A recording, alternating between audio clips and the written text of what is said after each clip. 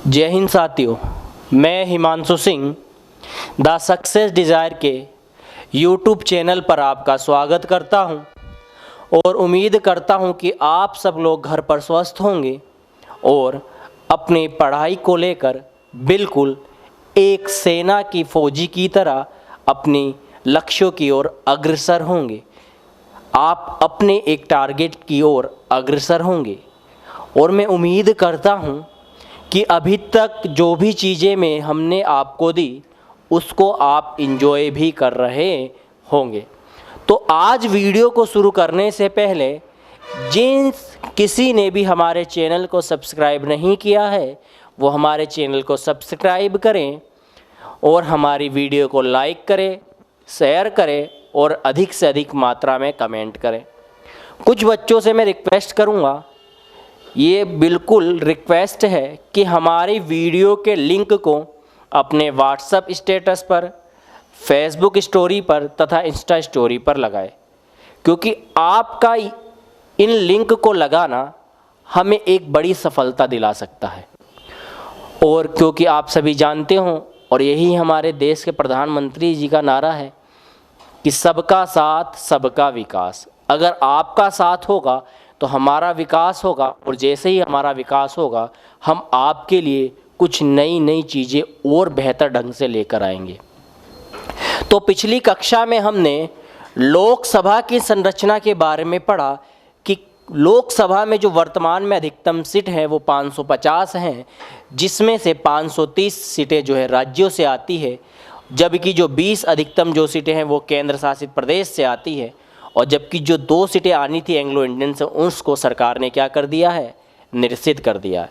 तो इतनी चीज़ें हमने पढ़ी, हम पिछली क्लास को रिपीट नहीं करेंगे क्योंकि आपका कम से कम 5 मिनट वेस्ट होता है और मुझे पता है आप उसको स्विप भी कर देते होंगे, स्किप भी कर देते होंगे, देखते भी नहीं होंगे। तो आज जैसे सामने लिखा हुआ है लोकसभा की सीटों में परिवर्तन, क्या ये टॉपिक महत्वपूर्ण है? बिल्कुल महत्वपूर्ण है। करंट के मुकाबले, करंट के परिदृश्य में देखा जाए तो सबसे महत्वपूर्ण टॉपिक आज का है।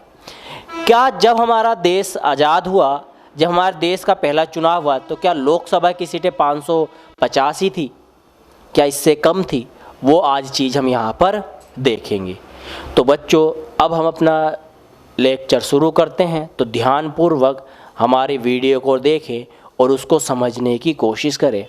अगर कोई भी चीज़ आपको ना समझ में आई तो आपको यहाँ पर लिखा गया है Telegram the success desire, short form में लिख दिया हमने TSD, इस पर जाएं और इसको हम पब्लिक कर देंगे। यदि आप हमारे अगर आपके मन में कोई भी क्वेश्चन है और उसका आपको आंसर चाहिए तो कमेंट यूट्यूब पर भी कर सकते हैं, वरना आपको पर्सनल मिल जाएगा, ठीक है।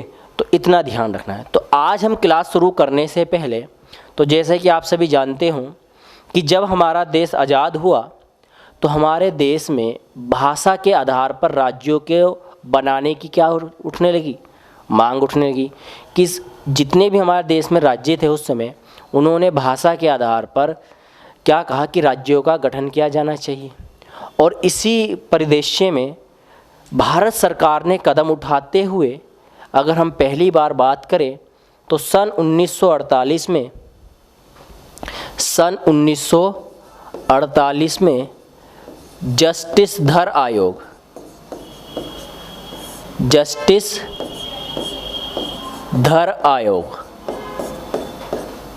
को क्या किया, गठित किया। और जस्टिस धर आयोग ने सन 1948 में ही अपनी रिपोर्ट दी और भाषा के आधार पर राज्यों के पुनर्गठन की मांग को इन्होंने सिरे से क्या कर दिया, नकार दिया। जब इस मांग को सिरे से नकार दिया गया तो पुनः भारत सरकार नहीं, कांग्रेस सरकार ने सन 1949 में JVP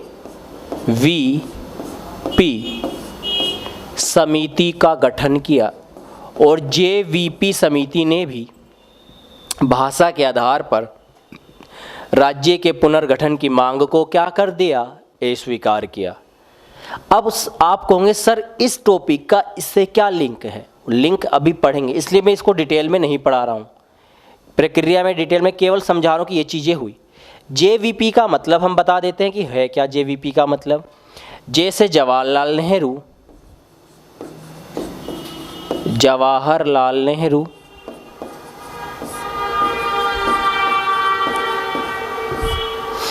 पी से वल्लभ भाई पटेल, सरदार वल्लभ भाई पटेल,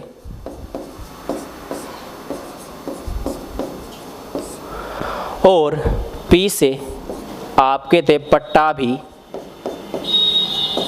पट्टाभी सितारमैया। इन 3 व्यक्तियों के साथ मिलकर एक नई समिति बनी जिसका नाम क्या था, जेवीपी। मैया है, भैया नहीं है। इस समिति ने भी भाषा के आधार पर राज्य के पुनर्गठन की मांग को अस्वीकार किया।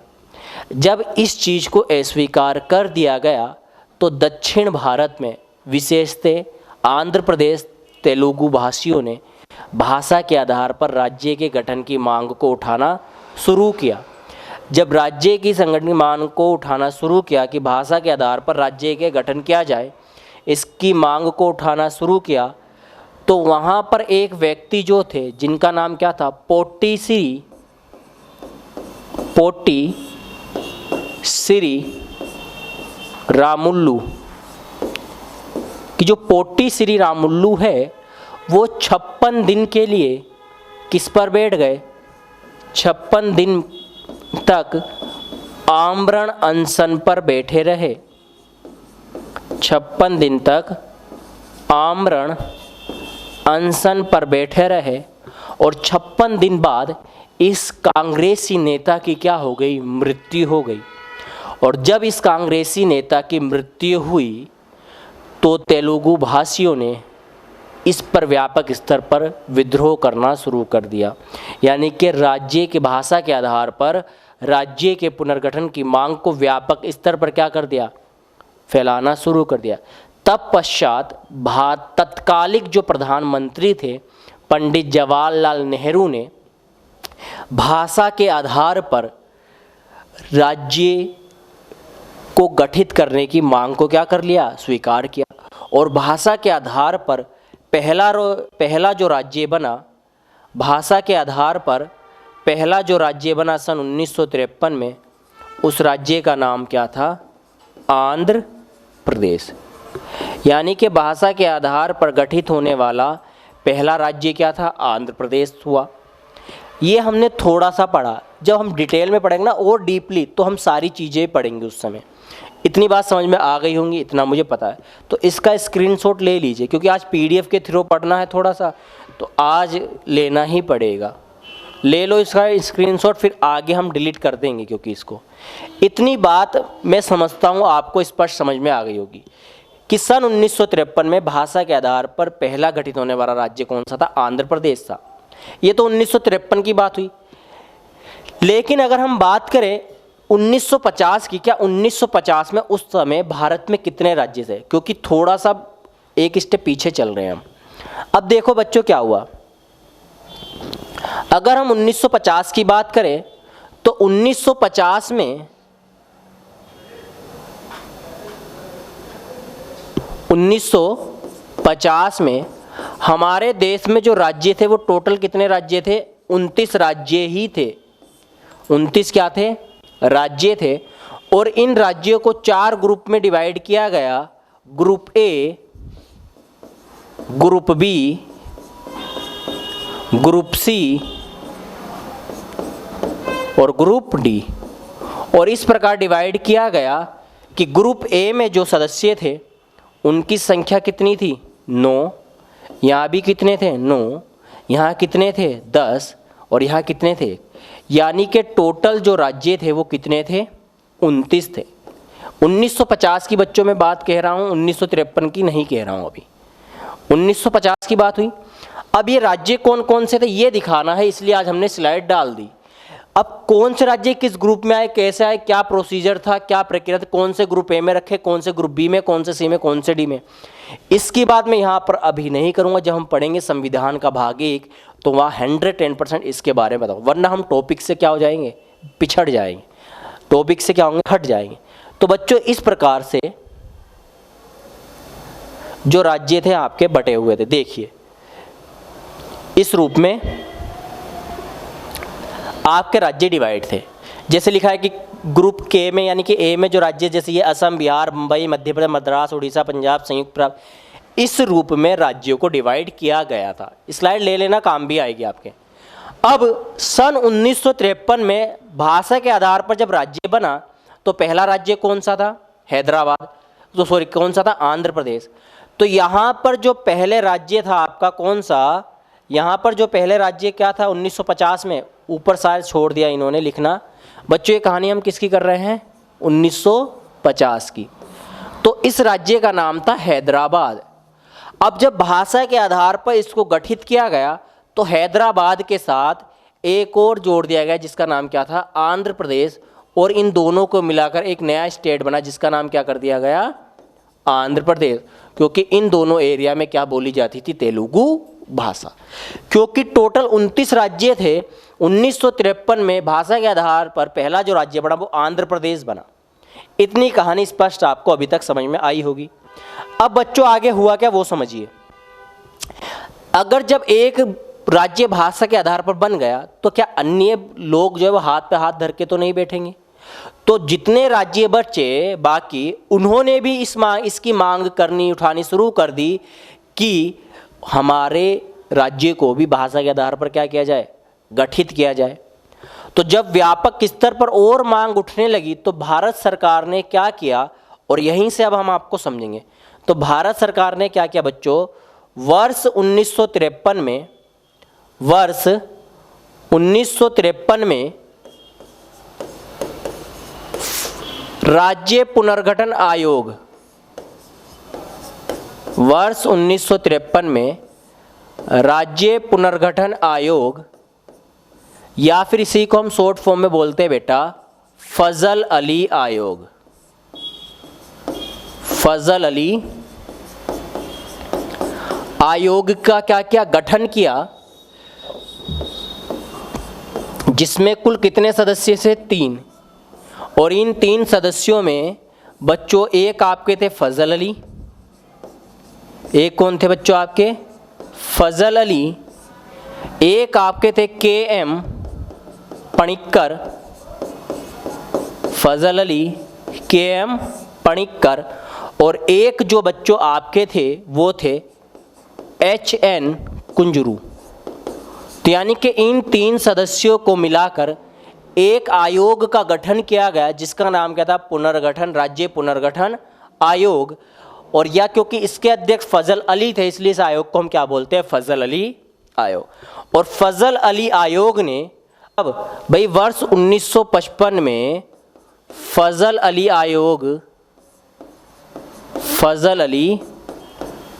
आयोग ने अपनी रिपोर्ट प्रस्तुत की। और इस रिपोर्ट में 16 राज्य जबकि 3 यूटी बनाने की क्या की? सिफारिश की। और हमें पता है कोई भी सिफारिश बाध्यकारी नहीं होती है। तो 1955 में जब इसने रिपोर्ट प्रस्तुत की और रिपोर्ट में यह कहा कि 16 राज्य बनने चाहिए और 3 क्या बननी चाहिए? यूटी बननी चाहिए। तब भारत सरकार ने क्या किया? भारत सरकार ने राज्य पुनर्गठन आयोग अधिनियम, राज्य पुनर्गठन अधिनियम 1956 लेकर आई। और इसके तहत पहली बार तो इन्होंने जो संविधान में 4 भाग थे इस भाग सी को क्या कर दिया गया? समाप्त किया। दूसरा भाग ए व बी को थोड़ा सा इन्होंने क्या कर दिया? मर्ज कर दिया। कुछ ए में डाल दिए, कुछ बी के ले लिए, कुछ सी के भी ले लिए, बी सी को तो हटा ही दिया।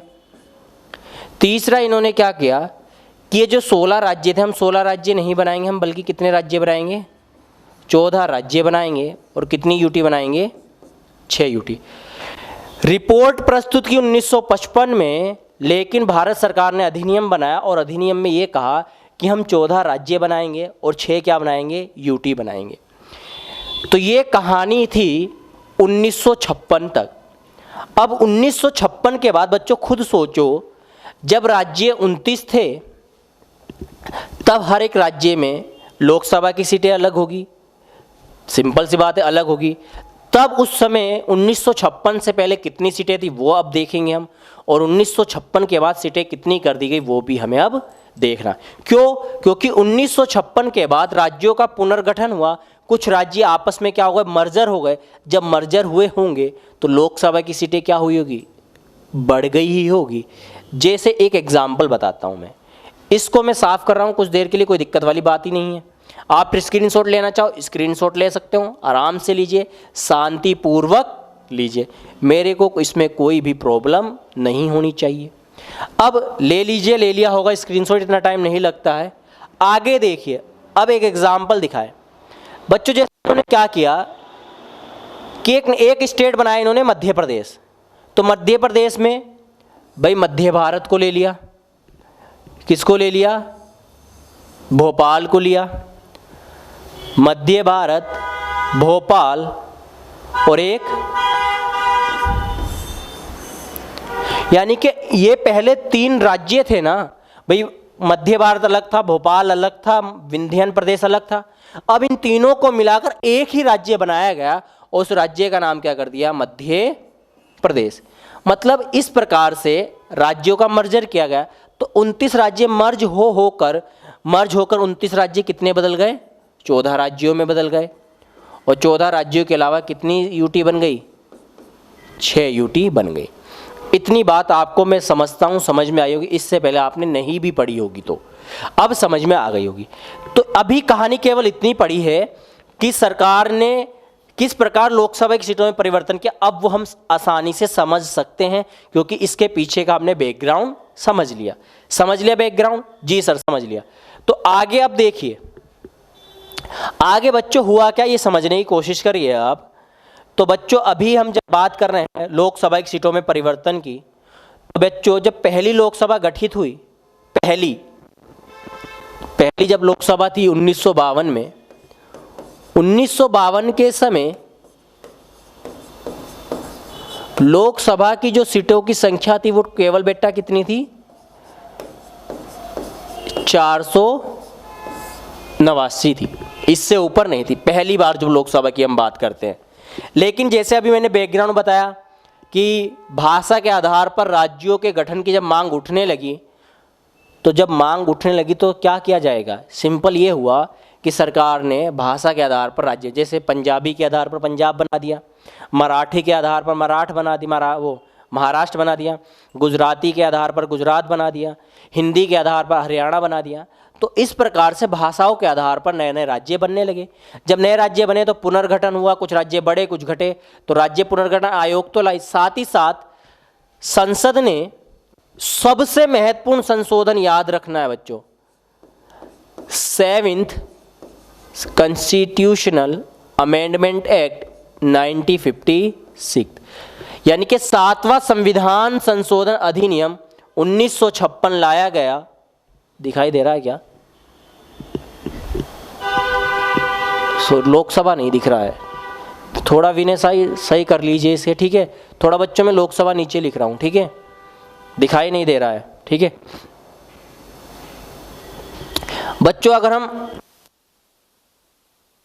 पहली लोकसभा कब गठित हुई थी, 1952 में, तो इस समय जो लोकसभा में सदस्य थे हमने पहले ही बता दिया कितने थे, 489। लेकिन अभी हमने जब बैकग्राउंड समझा कि भाषा के आधार पर जब राज्यों के पुनर्गठन की मांग उठने लगी तो भारत सरकार ने संविधान में संशोधन किया, और संशोधन वो कौन सा था, 7वां संविधान संशोधन अधिनियम 1956। 7वां संविधान संशोधन अधिनियम 1956 किया गया और लोकसभा की सीटों में क्या हुआ, परिवर्तन हुआ। और क्या कहा गया कि 331 के अधीन रहते हुए, अनुच्छेद 331 के अधीन रहते हुए अधिकतम 500 सदस्य राज्यों से आएंगे, अधिकतम 20 सदस्य यूटी से आएंगे, और अधिकतम क्या 2 सदस्य तो तब भी कहाँ से आते थे, एंग्लो। यानी कि लोकसभा में अब सीटों की संख्या जो थी अधिकतम कितनी हो गई, 522। यानी कि पहली बार लोकसभा की जो सीटों में परिवर्तन हुआ वो कब हुआ, 1956 में, जब सीटों की संख्या 489 से बढ़ाकर कितनी कर दी गई, 522। कारण हमने बता दिया। तो पहली बार तो यही था कि जब लोकसभा की सीटों में क्या हुआ, परिवर्तन हुआ। इतनी बात समझ में आ गई होगी। अब इतनी बात अगर समझ में आई है तो इसका स्क्रीनशॉट लेना है और कुछ नहीं करना है। क्लास छोटी है, 2 ही संशोधन समझाने हैं। इसका हमने कारण बता दिया है। पहला कौन सा था, 7वां संविधान संशोधन अधिनियम 1956। कारण क्या था कि भाषा के आधार पर राज्यों के जब पुनर्गठन की मांग उठने लगी तो सरकार को ये सारी चीज़ें करनी पड़ी। इसका स्क्रीनशॉट लेना है, फिर मैं इसको इरेज भी करना है मेरे को। ले लिया स्क्रीनशॉट, हाँ या ना, ले लिया, ठीक है। अब बच्चों हम अपने वाइट बोर्ड पर आते हैं डायरेक्ट और उसको पढ़ते हैं अब, ठीक है। अब समझिए, एक तो कंडीशन ये थी जब हमें क्या करना पड़ा, संशोधन करना पड़ा। अब दूसरी चीज समझिए, तो आपको पता होगा उत्तर पूर्वी राज्य पुनर्गठन अधिनियम 1972। जब 1972 आया तो जो नॉर्थ ईस्ट के जो राज्य थे, पहले एक असम हुआ करता था, एक मणिपुर हुआ करता था, और भी थे, इन सब की जो कंडीशन थी पूरी चेंज हो गई। कैसे आया, तो इस अधिनियम के तहत मणिपुर,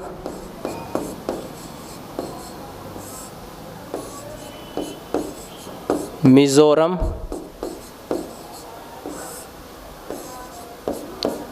त्रिपुरा, मेघालय और एक और इसकी बात करें हम किसकी, अरुणाचल प्रदेश की।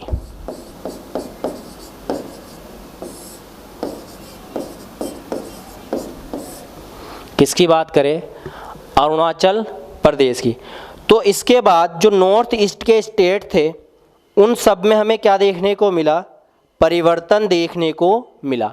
और परिवर्तन भी किस में, अगर परिवर्तन की बात करें तो ये 5 स्टेट लिख दिया अभी हमने, कौन सा, मणिपुर, मिजोरम, त्रिपुरा, मेघालय और अरुणाचल प्रदेश। अब अरुणाचल प्रदेश को उस समय हम एक नाम से जानते हैं जिसका नाम क्या था, NEFA, नेफा। तो बच्चों हुआ क्या, हुआ ये कि मणिपुर, त्रिपुरा और मिजोरम, मणिपुर, त्रिपुरा और मिजोरम को क्या बना दिया गया बच्चों, राज्य बना दिया गया। क्या बना दिया गया, राज्य का दर्जा दिया गया। क्योंकि मणिपुर, त्रिपुरा पहले यूटी थी, इस यूटी को कन्वर्ट कर इसमें कर दिया राज्य में, और मेघालय पहले उपराज्य था, इसको कन्वर्ट किस में कर दिया, राज्य में। इसी के साथ साथ यहाँ पर तो परिवर्तन हुआ ही, साथ ही साथ मिजोरम को इन्होंने क्या बना दिया, केंद्र शासित प्रदेश, और अरुणाचल प्रदेश को भी इन्होंने क्या बना दिया, केंद्र शासित प्रदेश। अब फिर से राज्य नए बने और कुछ यूटी भी बनी, तो फिर भी लाजमी था कि लोकसभा की सीटों में पुनः क्या होगा, परिवर्तन होना ही है।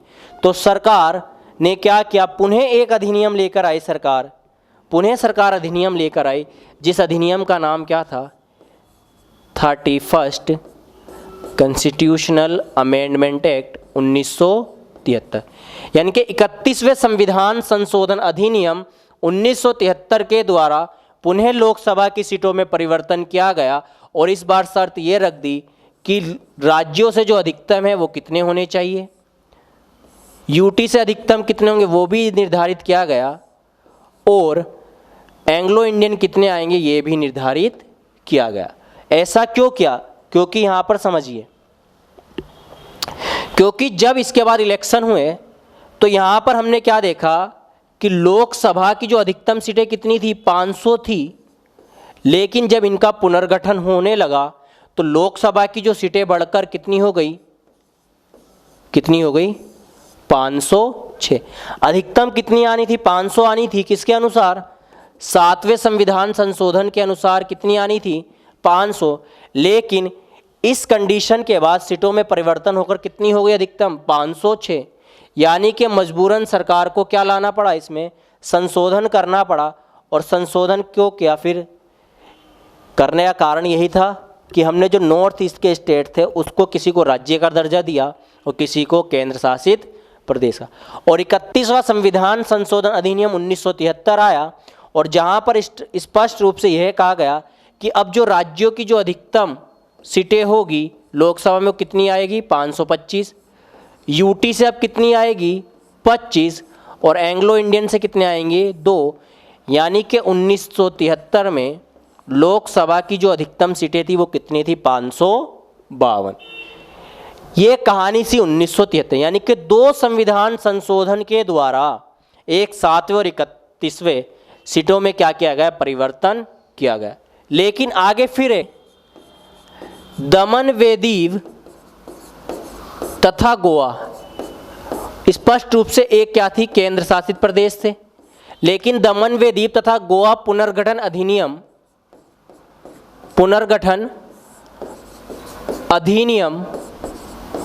1987 के द्वारा गोवा को किसका दर्जा दिया गया, के द्वारा गोवा को क्या बना दिया गया, राज्य बनाया गया। जबकि दमन व दीव को क्या बना दिया गया, यूटी बनाया गया। फिर से परिवर्तन हुआ, अब यूटी में फिर चेंज हुआ तो सरकार ने अब सीटों को क्या कर दिया, स्पष्ट रूप से फिर से संशोधित किया। और जो फाइनली निकल के आया, जो वर्तमान में भी कार्य करता है, वो क्या था कि अधिकतम जो लोकसभा की अधिकतम सीटें हैं वो भी अभी भी कितनी है, अब होगी 552। लेकिन अब जो है 525 की जगह 530 है वो कहाँ से आएंगे, राज्य से आएंगे। 20 कहाँ से आएंगे, यूटी से आएंगे। और 2 कहाँ से आएंगे, एंग्लो इंडियन। जनवरी, ये कहानी थी 25 जनवरी 2020 से पहले की। लेकिन 25 जनवरी 2020 के बाद पुनः परिवर्तन तो नहीं हुआ। परिवर्तन में क्या हुआ, पुनः परिवर्तन हुआ और एक संशोधन लागू हुआ जिसका नाम क्या था, 104 संविधान संशोधन अधिनियम 2019। और लोकसभा की जो अधिकतम सीटें वो कितनी कर दी गई, 550। जहां से 530 आएंगे आपके बच्चों, कहां से, राज्य से। और 2 जो आएंगे वो कहां से आएंगे, केंद्र शासित प्रदेश से। तो ये जो था हमारा ढांचा, हमने ये पढ़ा कि कितने संशोधन के द्वारा लोकसभा की सीटों में परिवर्तन हुआ, 3। कौन कौन से थे उसको एक बार देख लेंगे फिर समाप्त करते हैं, ठीक है। क्विक रिवीजन करे ले रहे हैं तो बच्चों, एक हमने संशोधन पढ़ा 7वां, और 7वां संविधान संशोधन अधिनियम 1956 क्या बोलता है कि जो सीटें थी मैक्सिमम कितनी, 489। इसमें से 500 स्टेट से आएगी, 20 आपकी यूटी से आएगी और 2 क्या होंगे आपके एंग्लो इंडियन। तो मैं शॉर्ट फॉर्म में लिख रहा हूं अब यहां पर, स्टेट, केंद्र शासित प्रदेश और एंग्लो इंडियन। ये कहानी हुई 7वें के द्वारा। फिर हमने पढ़ा कि क्यों संशोधन हुआ, फिर कौन सा संशोधन हुआ, 31st कॉन्स्टिट्यूशनल अमेंडमेंट एक्ट 1973। और इसके अनुसार क्या कहा गया, पुनः लोकसभा की सीटों में क्या हुआ बच्चों, परिवर्तन हुआ। और ये कहा गया कि 525 कहाँ से आएगी, 25 कहाँ से आएगी और 2 कहाँ से आएगी। कहाँ से आएगी ये अभी हमने पढ़ा, 525 स्टेट से, 25 यूटी से और 2 जो है वो कब कहाँ से आएगी, एंग्लो इंडियन से। फिर हमने एक चीज़ पढ़ी, फिर से संशोधन हुआ। लेकिन अब क्या संशोधन नहीं हुआ, संवैधानिक संशोधन नहीं हुआ, बल्कि जब गोवा पुनर्गठन अधिनियम आया, जैसे ही गोवा पुनर्गठन अधिनियम आया तो वहाँ पर सीटें क्या कर दी, परिवर्तन कर दी कि अब स्टेट से कितनी आएगी 530, यूटी से कितनी आएगी 20 और आपके 2 कहाँ से आएंगे, एंग्लो इंडियन। यानी कि संख्या तब भी 1973 में 552 थी, 1987 में भी 552 थी, लेकिन 104 हमने जब को पिछली क्लास में पढ़ा वो तो आपको पता है, 2 का प्रतिनिधित्व समाप्त किया, और अब वर्तमान में जो अधिकतम संख्या वो कितनी है, 5। तो मुझको इतना तो यकीन है कि ये जो चीज़ है आपने पहली बार पढ़ी होगी, किसी ने अभी तक क्लास में नहीं बताई होगी। अगर आपको हमारी क्लास पसंद आई तो उसको लाइक करें, शेयर करें और कमेंट करें, और हमारे चैनल को सब्सक्राइब करें और अपने दोस्तों से कहें कि हमारे चैनल से जुड़े। तब तक के लिए जय हिंद, जय भारत।